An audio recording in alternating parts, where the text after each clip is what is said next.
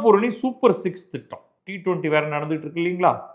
அதனால இந்த சூப்பர் 6 திட்டம் கொண்டு வந்திருக்காரு. என்னன்னா, குடும்பத்துக்கு வருடத்துக்கு 6 கேஸ் சிலிண்டர்கள் கட்டணமின்றி வழங்கப்படும்.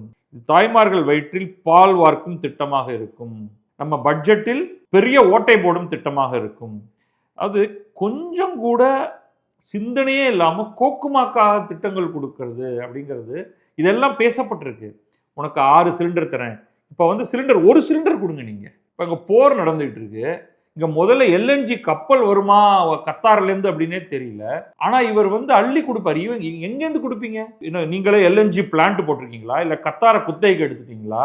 யாரோ ஒரு கம்பெனிக்காரன் கவர்மெண்ட் செக்டாரா இருக்கட்டும், பிரைவேட் செக்டாரா இருக்கட்டும், அவன் எல்என்ஜி காசு கொடுத்து வாங்கி இங்க கொண்டு வருவான். இவர் என்ன வெறும் வாயில முழம் போடுறதுன்ட்டு சும்மா தூக்கி எடுத்துந்தா வச்சுக்கோ அப்படின்னு சொல்லி அவர் கொடுத்துருவார். இந்த சூப்பர் 6 திட்டம் தாய்மார்கள் வயிற்றில் பால் வார்க்கும் திட்டம். இதை நான் என்ன அசியூம் பண்ணிக்கிறேன்னா, அனைத்து தாய்மார்களுக்கும்.